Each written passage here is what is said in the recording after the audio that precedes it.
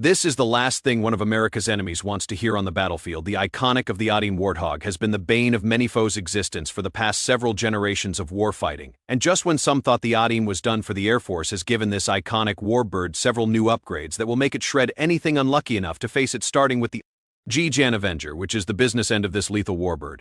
Don't worry, despite all the upgrades, this iconic weapon wasn't removed from the aircraft. In fact, it got better. The A-10 Avenger is the main weapon of the A-10. This electronically armed and hydraulically driven 7-barrel minigun can fire a stag ing 10 jobai rounds per minute with A-10 ibai wusha rounds of Sencha Halmi ammunition capacity. The Avenger can take out more than a dozen tanks, vehicles, or bunkers all in one go. But how does the Warthog accommodate such a huge weapon with a length of just under Arsha Yuncher and a weight of just over 6 bong? Fully loaded, the weapon has got to be centerline in the aircraft for equal weight distribution. However, not all of this weight is the gun itself at just over Liubaibong. For the physical machine gun, the bulk of the weight in this system comes from the ammunition, which can either be armor-piercing or high-explosive rounds, but doesn't having a heavy weapon firing hundreds of explosive shells underneath the pilot sound dangerous. Well, it is, but the aircraft has several innovations to make it less dangerous for the pilot. First, the Avenger is surrounded by a titanium bathtub. These thick plates encapsulate the gun from the pilot, so that if there is a catastrophe, failure, none of the shrapnel from the explosion will hurt or kill the pilot. In addition to this, the Avenger has a unique way to shave off weight to have more ammunition and more lethality on the battlefield. Normal ammunition casings are brass, which is extremely heavy on the Warthog. The casings are made of aluminum, which cuts the weight by censure and by extension can carry more ammunition to stay in the fight longer. Another innovation is that the casings are not expended from the aircraft. But why does that matter? Expended casings are for an object debris that, if sucked into jet engines, would not exactly be the best thing for them. If a pilot sucked these up, they could cause a stall in engine, fire, or even an explosion in rare circumstances. By keeping all of the casings inside the aircraft, the pilot doesn't have to worry about losing an engine from their own shell casings. However, this is not the only benefit of keeping the shells inside, because the gun and ammunition weigh so much. The A-10 needs to keep the empty shells to help stabilize the aircraft. Then keep it balanced. Ejecting all of these shells would throw off the center of gravity and make the plane tip over. So how on earth are they going to keep the plane balanced and avoid the worst case scenario where the plane goes barreling into the earth at top speed? But before we answer that, let's talk about something exciting. If you've ever wondered what it is like to fly the A-10 and keep that beast balance, after a big fight, well, you don't need to join the Air Force to find out. You can jump into the cockpit of the A-10 and thousands of other amazing vehicles in War Thunder, the most realistic combat game out there. War Thunder has this incredible X-Gen ray damage view and realistic physics that make every battle feel real. You can see exactly how each hit impacts a vehicle from engines to armor. Plus, you can customize everything to look just like the real deal. With over 6 Lion players, you'll dive into epic PvP battles that are as immersive as it gets. And here's the best part: if you're new or haven't played in new months, you'll get Yaluniun Silver Lions, A-10 Day Premium account, and the exclusive Eagle of Valor Vehicle Decorator. So what are you waiting for? Click the link below and download War of TH for free on PC, PlayStation, or Xbox today. Anyways, back to the A-10. Maintaining balance is so important in the A-10. This is why when no ammunition is loaded, steel ballasts are installed inside the nose of the aircraft to keep the plane balanced while in flight. This is double important when you consider the fire control system that takes over when the pilot squeezes the trigger. Once the pilot locks in on a target, the A-10's onboard computer system takes over. Because the pilot has to worry about so many other things, the system will automatically adjust the aircraft for things like pitch roll and yaw in flight to keep the Avengers steady within a Woomy Miller radian hitbox. But what is this exactly? A radian is an angular measurement of a circle equal to about Wushitsidern d, and a milliradian is E10th of a degree of a radian.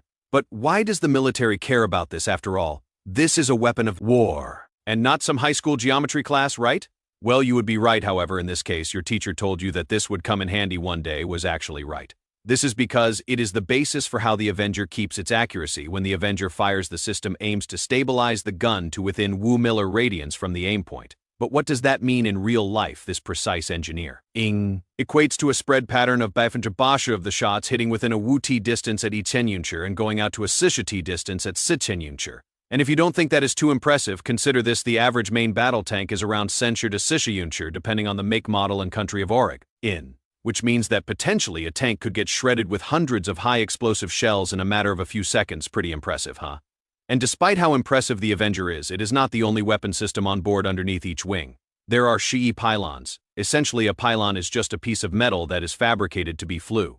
With the wing and fit different types of weapons, some of the pylons are slightly different since some carry sensors we'll get to in a little bit, while others are hardened to carry more weight. But what is even more fascinating is what the Air Force loads onto these pylons. One of the primary weapons that A-10 carry is the A-10 Maverick missile. This anti-tank missile is a A-10 warhead that can penetrate the armor of most legacy Soviet tanks. These missiles can be infrared, electro-optical, or laser-guided munitions, giving pilots flexibility in how they want to engage. In addition to these missiles, the Warthog can carry either Wubaiban or Liaocenban general-purpose bombs. However, these aren't like the dumb munitions of World War II. Instead, each of these bombs received a Joint Directed Attack Munition, or JDAM package, that turns these dumb bombs into GPS-guided menaces. But that is not the only upgrade. Because of weight issues, the A-10's been limited in carrying smaller munitions. However, this has been a problem since a lot of the targets the A-10 engaged in recent years do not require a Liaocenban or even a Wubaiban bomb. Instead, the GBU Senchijiomal diameter bomb is the right tool for the job. But there was a problem in previous A-10 these bombs were too small to fit properly on the pylons. With recent upgrades, the A-10 Warthogs that are flying today can easily accommodate up to 4 GBU Senchijios, each essentially turning the Warthog into a flying bomb truck. But physical weapons are not the only upgrades made to the Warthog. In recent years, they've also gotten some pretty sick countermeasure systems on legacy models of the aircraft. The Warthog came equipped with two kinds of countermeasures, chaff and flares. Chaff is essentially a superheated cloud of hot metal flakes that is supposed to confuse an incoming missile. Flares are also hot disposable objects with intense heat, meant to rain in heat-seeking missiles. They're both commonly used since chaff can often confuse both heat-seeking and infrared homing missiles, while flares can also walk heat-seeking missiles away from the aircraft. Imagine you're flying the A-10 and suddenly a missile locks onto you. How do you stay safe? That is where these radar warning receivers come in handy. In order for most types of missiles to get a lock, an air or ground unit needs to lock onto the target first to gather a targeting control solution before firing a missile located on the tips and the back. Aft, the new A-10s have improved radar warning receivers that are better at detecting incoming threats and computing their own fire control solutions on when and where to deploy countermeasures with only E to SEM econs to react to incoming fire. This system is critical since it takes all the speed, wind, and turning calculations out of the pilot's mind, so they can focus on flying the aircraft. However, having an automated deployment sensor is not the only improvement. Recent upgrade packages have also seen the Iature Air Launch Decoy, or MAL. The MAL is the latest and greatest decoy in the Air Force's arsenal and greatly enhances the A-10's survivability. Here is how it works. Carried underneath one of the pylons, the pilot can deploy the M when a particularly deadly or missile of unknown capability has been fired at the Warthog. Once off the rails, the M is pre-JAN programmed to squawk one of any number of pre-JAN programmed frequencies to mimic other aircraft. Once away, the M will fly up to Yaldinian different waypoints to escape from the Warthog. The hope is that the incoming missile will follow the decoy, which could be broadcasting an image as large as a B-Wushar bomber and explode harmlessly in the distance. But the new upgrades go far beyond just physical weapons and countermeasures. The new Warthogs also feature a robust combat system suite and new sensors. Part of the reason why the A-10 is so reliable is because of its reliable navigation systems that allow it to accurately know its position even in GPS-denied environments. How the A-10 Warthog does this is due in large part to its improved navigation suite for its central data unit.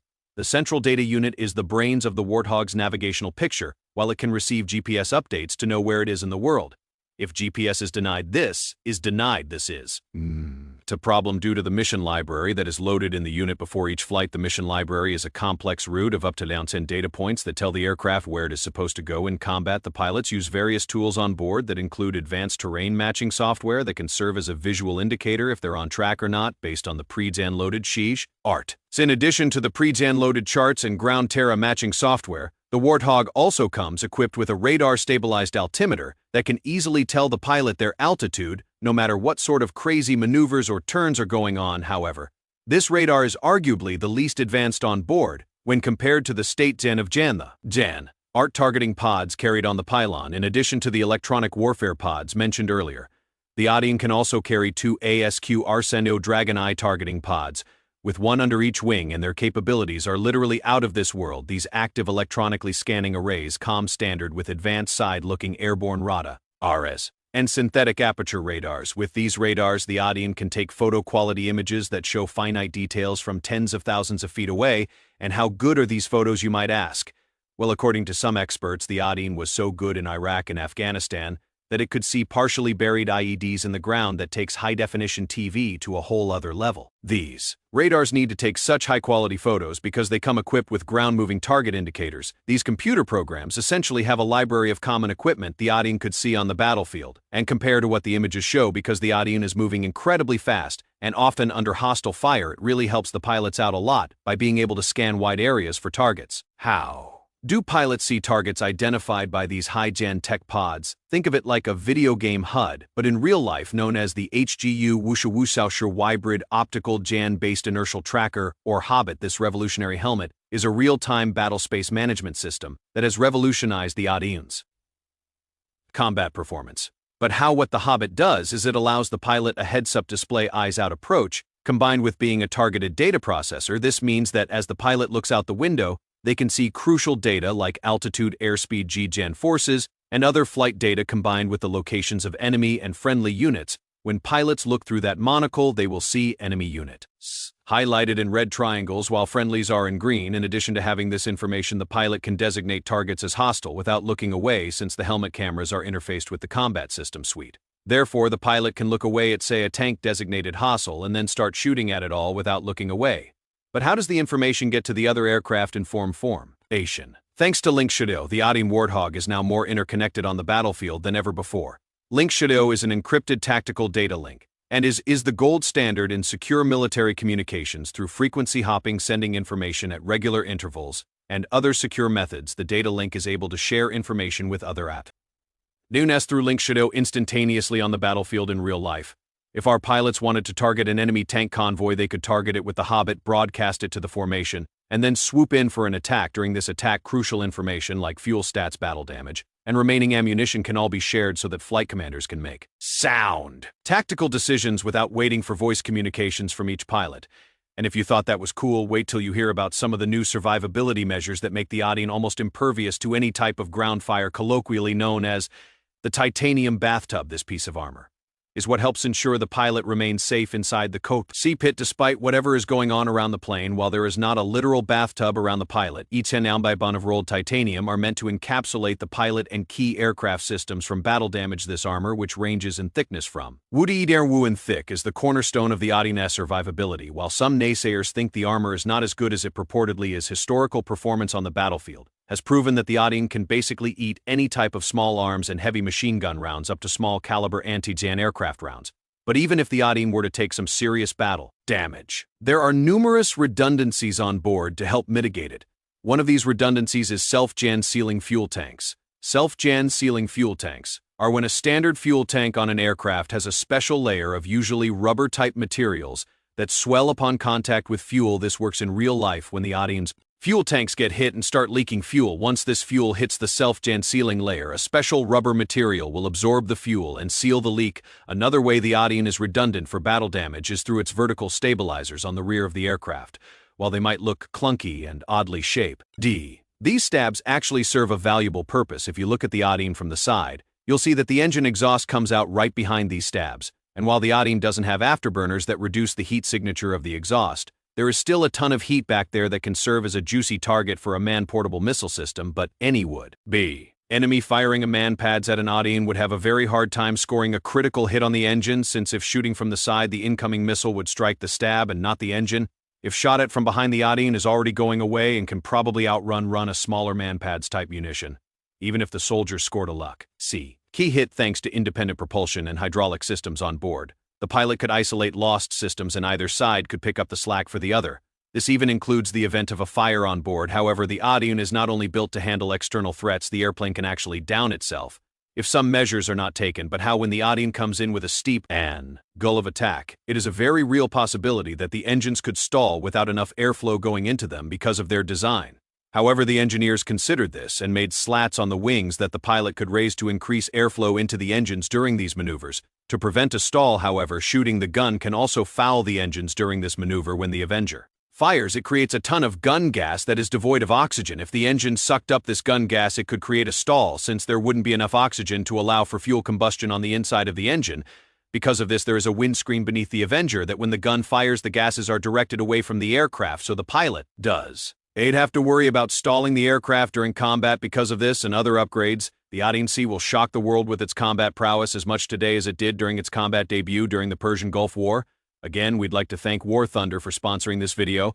Make sure to check it out and download it for free on PC, PlayStation, or Xbox. New and returning players can claim limited-time exclusive bonus packs for in-gen game currency, vehicle skins, and more by clicking the link in the description below. Bye for now.